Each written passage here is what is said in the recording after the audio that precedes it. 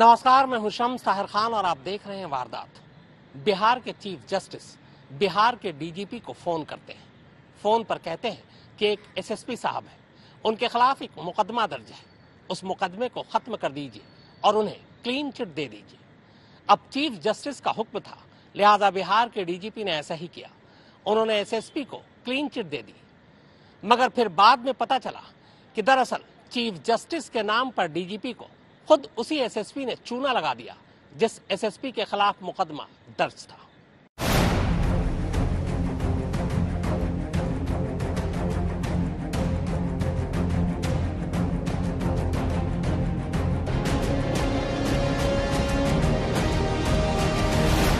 इसे कहते हैं चमत्कार को नमस्कार। बात थोड़ी तल्ख लग सकती है, लेकिन ऐसा घनघोर चमत्कार शायद बिहार में ही मुमकिन है। वरना ऐसा आखिर कैसे हो सकता है कि एक आले दर्जे का ठग खुद को राज्य का चीफ जस्टिस बताकर सूबे के डीजीपी को एक एक कर कम से कम 40 से 50 बार कॉल कर डाले और इसी फर्जी चीफ जस्टिस के प्रभाव में आकर डीजीपी साहब वो कर दें जो तमाम कायदे कानूनों से परे हो। डीजीपी साहब अपने माथत एक आईपीएस अफसर के खिलाफ दर्ज सरकारी काम में लापरवाही का मुकदमा ही अपने तौर पर वापस ले लें। बिहार में एक आईपीएस से मिलीभगत कर हम तो डूबेंगे सनम तुमको भी ले डूबेंगे की तर्ज पर एक ठग ने ऐसा जाल बट्टा फैलाया कि अब इस कहानी के सामने आने के बाद पूरे बिहार के सियासी और सरकारी महकमे में खलबली मची। डीजीपी एसके सिंघल समेत महकमे के आला अफसरों को समझ में नहीं आ रहा है कि अब वो करें तो क्या करें और इस मामले को लेकर उठते सवालों पर क्या जवाब दें। फर्जी फोन कॉल्स के जरिए एक आईपीएस अफसर पर दर्ज केस को खारिज करवाने के इस अजीबोगरीब मामले को समझने के लिए इस कहानी को शुरू से सुनना जरूरी है। इसकी शुरुआत होती है बिहार के गया जिले से। आपको पता होगा कि नीतीश कुमार के राज में बिहार में शराबबंदी कानून लागू है, यानी बिहार में शराब पीने पिलाने और बेचने पर कानूनन रोक है और ऐसा करते पाए जाने पर सख्त कानूनी कार्रवाई भी तय है। ये मामला आईपीएस आदित्य कुमार से जुड़ा है। बात उन दिनों की है जब आदित्य कुमार गया के एसएसपी हुआ करते थे। उनके जिले में एक थाने ने शराब की खेप के साथ कुछ तस्करों को पकड़ा और फिर कुछ अनजान वजहों से बगैर किसी कानूनी कार्रवाई के ही उन्हें छोड़ दिया। जब ये बात तत्कालीन आईजी रेंज अमित लोढ़ा को पता चली तो उन्होंने एसएसपी आदित्य कुमार को थानेदार के खिलाफ जांच के आदेश दिए। लेकिन हैरानी की बात यह रही कि एसएसपी आदित्य ने थाना इंचार्ज को सिर्फ चेतावनी भर देकर छोड़ दिया। इसके बाद जब मामले की जांच हुई तो एक नई कहानी निकलकर सामने आई। पता चला कि खुद जिले के एसएसपी आदित्य कुमार की भूमिका ही इस मामले में संदिग्ध है और तब दूसरे आरोपियों के साथ साथ आदित्य कुमार के खिलाफ भी इस मामले में केस दर्ज किया गया और उन्हें गया के एसएसपी पद से हटाकर उनकी पोस्टिंग दूसरी जगह कर दी गई। सितंबर में एसएसपी आदित्य कुमार ने इस मामले में खुद पर लटक रही कानून की तलवार को हटाने का एक नायाब तरीका ढूंढ निकाला और इस तरीके को अमल में लाने की जिम्मेदारी दी ठगी की दुनिया के पुराने और शातिर खिलाड़ी और अपने खास दोस्त अभिषेक अग्रवाल को। साजिश ये थी कि अभिषेक खुद को बिहार के हाईकोर्ट का चीफ जस्टिस बताते हुए इस मामले में बिहार के डीजीपी एसके सिंघल को फोन करेंगे और चीफ जस्टिस के पावर और पदवी का इस्तेमाल करते हुए आईपीएस आदित्य कुमार के खिलाफ दर्ज शराबबंदी के मामले में लापरवाही बरतने के मुकदमे को खारिज करने की बात कही। आइडिया अटपटा ही सही मगर कारगर साबित हुआ ये कि अभिषेक अग्रवाल ने फर्जी सिम कार्ड्स के जरिए अब सीधे सूबे के सबसे बड़े पुलिस अफसर यानी डीजीपी को ही ताबड़तोड़ कॉल करना शुरू कर दिया और हर कॉल में आईपीएस आदित्य कुमार पर दर्ज केस को खत्म करने के लिए दबाव बनाता रहा। आपको जानकर हैरानी होगी कि फर्जी चीफ जस्टिस बने इस ठग ने डीजीपी को इस सिलसिले में कोई 1-2 बार नहीं बल्कि कम से कम 40 से 50 बार कॉल की और आखिरकार डीजीपी एसके सिंघल के आदेश पर आईपीएस आदित्य कुमार पर दर्ज केस खत्म कर दिया गया। लेकिन जब बिहार पुलिस के ही खुफिया विभाग ने मामले की जांच की तो असली कहानी सामने आ गई। ये कहानी दिमाग घुमाने वाली है। पता चला कि आईपीएस आदित्य कुमार के इशारे पर एक ठग ने चीफ जस्टिस बनकर डीजीपी को फोन कर आईपीएस के खिलाफ दर्ज केस को ही खत्म करवा दिया। फिलहाल मामले का खुलासा होने के बाद बिहार पुलिस के ही ईओयू ने इस सिलसिले में आईपीएस आदित्य कुमार और उनके ठग दोस्त अभिषेक अग्रवाल समेत कई लोगों के खिलाफ आईपीसी की धारा 353, 387, 419, 420, 467, 468 और 120 बी के तहत ठगी का केस दर्ज किया। पुलिस ने अभिषेक अग्रवाल के साथ साथ इस सिलसिले में गौरव राज, शुभम कुमार और राहुल रंजन को तो गिरफ्तार कर लिया है, लेकिन इस मामले के किंग पिन यानी आईपीएस अफसर आदित्य कुमार फरार हो चुके हैं। गिरफ्तारी के बाद पूछताछ में अभिषेक ने पूरी साजिश का खुलासा किया। उसने बताया है कि यह सब आईपीएस आदित्य के इशारे पर ही हुआ और उसने आदित्य को बचाने के लिए ही चीफ जस्टिस बनकर डीजीपी को कॉल की। पुलिस ने उसके पास से 9 सिम कार्ड और करीब 12 मोबाइल हैंडसेट बरामद किए। अभिषेक ने बताया है कि इस साजिश को अंजाम देने के लिए उसने आदित्य कुमार के साथ मिलकर पूरी तैयारी की। इसके लिए पटना सिटी इलाके में एक मोबाइल सिम कार्ड बेचने वाले दुकानदार गौरव राज से सबसे पहले सिम कार्ड लिए गए। ये सिम कार्ड गौरव के स्टाफ राहुल कुमार के नाम पर दिए गए। इसके बाद इन सिम कार्ड्स को शुभम कुमार नाम के एक और शख्स के जरिए बोरिंग रोड पर मौजूद एक और दुकान मिस्टर गैजेट के मालिक राहुल रंजन जायसवाल तक पहुंचाया गया।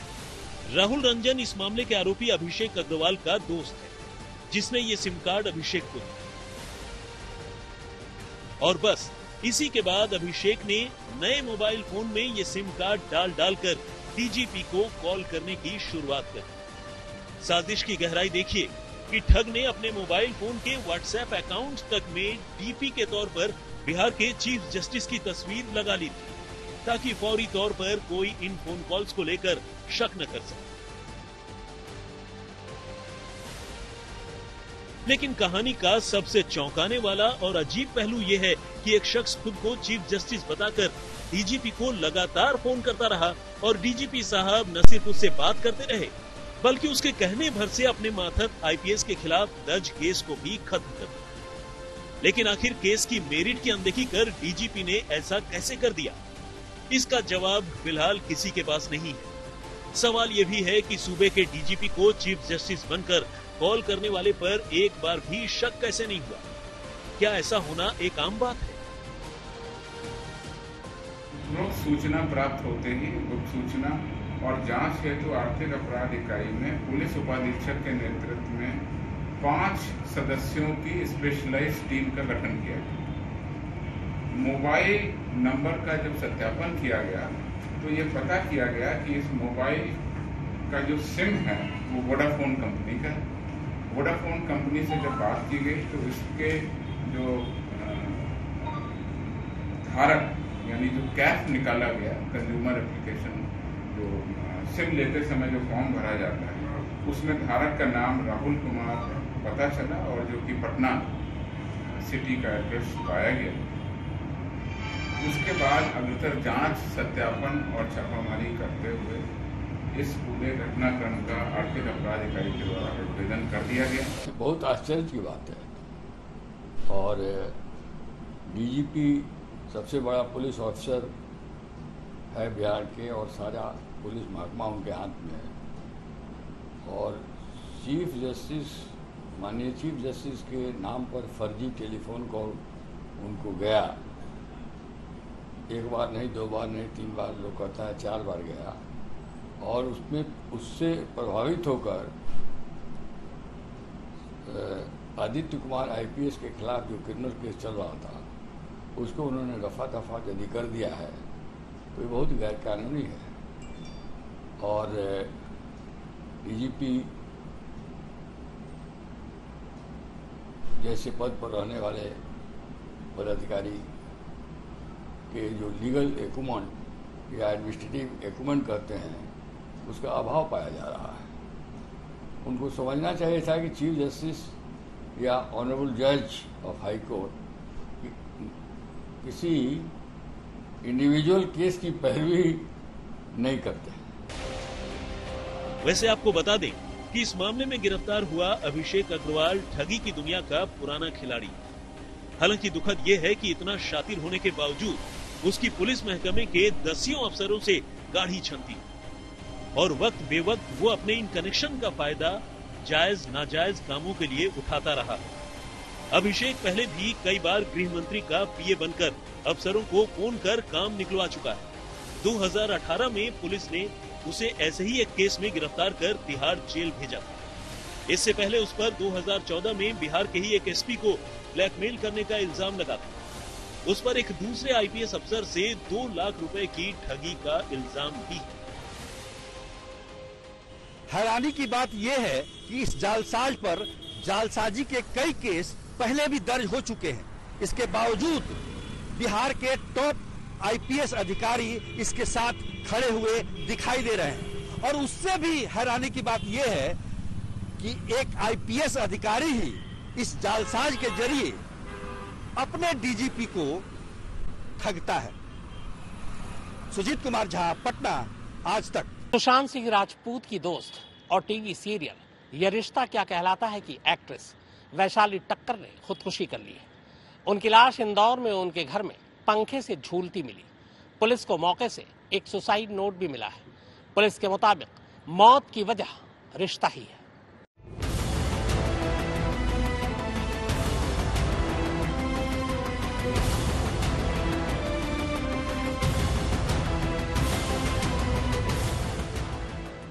वैशाली ठक्कर, छोटे पर्दे की वो स्टार जिसने एक नहीं कई सीरियल्स में अपनी अदाकारी का लोहा मनवाया।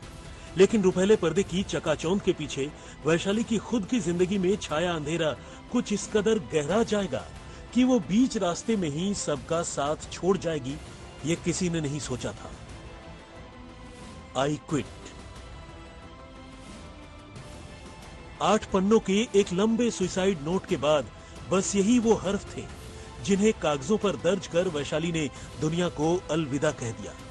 उनकी लाश शनिवार और रविवार की दरमियानी रात को इंदौर के उनके मकान में पंखे से लटकी हुई मिली। और जैसे ही ये खबर आम हुई, टीवी और फिल्म इंडस्ट्री से जुड़े लोगों के साथ साथ उनके तमाम फैंस पर मानो आसमान टूट पड़ा। मध्य प्रदेश के दूसरे सबसे बड़े शहर इंदौर की साईबाग कॉलोनी के इस मकान में खुशियां बस दस्तक देने ही वाली थी। 20 अक्टूबर को वैशाली की शादी होने वाली थी। लेकिन इससे पहले ही वैशाली ने ये बड़ा कदम उठा लिया। वैशाली की मां उनके कमरे में रात करीब 1 बजे पहुंची, मगर कमरा बंद था। कई बार कमरे का दरवाजा खटखटाने के बावजूद वैशाली ने न तो दरवाजा खोला और न ही अंदर से कोई आवाज आई। और तब आखिरकार घर वालों ने उनके कमरे का दरवाजा तोड़ दिया। अंदर का मंजर बेहद अफसोसनाक था। वैशाली अपने कमरे में फंदे के सहारे पंखे से लटक रही थी। फौरन घर वालों ने उन्हें नीचे उतारा और पास के ही जुपिटर हॉस्पिटल लेकर गए, जहां डॉक्टरों ने उन्हें मृत घोषित कर दिया। इसके बाद देर रात को ही पुलिस को खबर दी गई और पुलिस ने मामले की जांच शुरू की। मौका वारदात यानी वैशाली के घर पहुंची पुलिस को उनके कमरे से एक डायरी मिली, जिसमें वैशाली ने 8 पन्नों का एक सुसाइड नोट लिखा था। माँ पापा, बस ना आप बहुत परेशान हो लिया आप लोग भी मेरे लिए, और मैं भी खुद के लिए। सिर्फ मैं जानती हूँ कि मैंने क्या जंग लड़ी है 2 सालों में। राहुल नवलानी ने मेरे साथ क्या क्या गलत किया है मैं बता भी नहीं सकती। किस तरह मेरा शोषण किया है, इमोशनली, फिजिकली अब्यूज किया है। फाइनली उसने जो कहा था कि मैं तेरी शादी नहीं होने दूंगा, उसने वो किया। अब बेटी नहीं रहेगी तो इससे जुड़ी परेशानियां भी नहीं रहेंगी। क्विट माँ। लव यू पापा। मुझे माफ करना, मैं एक अच्छी बेटी नहीं बन पाई। प्लीज राहुल और उसकी फैमिली को सजा दिलवाना। मुझे 2.5 साल से टॉर्चर किया मेंटली, राहुल और दिशा ने, वरना मेरी आत्मा को शांति नहीं मिलेगी। आपको मेरी कसम। खुश रहना। मैं आपसे बहुत प्यार करती हूँ। मितेश को भी सॉरी बोलना। Quit. Vaishali Thakkar. Suicide note के सामने आने के बाद पुलिस ने वैशाली के पुराने दोस्त राहुल नवलानी के खिलाफ वैशाली को खुदकुशी के लिए मजबूर करने का मामला दर्ज कर लिया है। पुलिस की माने तो राहुल ने पहले भी वैशाली की शादी तोड़वाने की कोशिश की थी। उसने वैशाली के डेंटिस्ट मंगेतर को उसकी कुछ ऐसी तस्वीरें और वीडियोस भेजे थे जिसके बाद वैशाली की शादी टूट गई। इसके बाद घर वालों ने वैशाली की शादी कहीं और तय की, लेकिन राहुल इस बार भी वही कोशिश कर रहा था। जिससे वैशाली हताश हो गई। पुलिस की माने तो राहुल खुद शादीशुदा था, मगर वो वैशाली की जिंदगी में मुश्किलें खड़ी कर रहा था। वैशाली के दोस्तों की माने तो वो जल्द ही कैलिफोर्निया में सेटल्ड सॉफ्टवेयर इंजीनियर मितेश से शादी करने वाली थी। उसे इससे पहले मुंबई में शॉपिंग करनी थी और 20 अक्टूबर को दोनों कोर्ट मैरिज करने वाले थे। वैशाली ने हाल ही में अपने इंस्टा हैंडल पर ऐसे कई पोस्ट किए थे जिन्हें अब उनकी मनोस्थिति से जोड़कर देखा जा रहा है। वैशाली ने एक पोस्ट में सीलिंग फैन का वीडियो डाला था, जिसमें उसने लिखा था कि जिसके पास बंदा न हो वो सीलिंग फैन घुमाए, जबकि एक पोस्ट में उसने पुराने हिट सॉन्ग पर एक्टिंग भी की थी।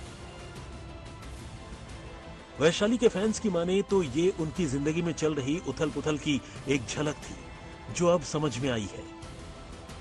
इंदौर से धर्मेंद्र शर्मा के साथ हेमेंद्र शर्मा, भोपाल, आज तक। तो वारदात में फिलहाल इतना ही, मगर आज तक पर खबरों का सिलसिला लगातार जारी है।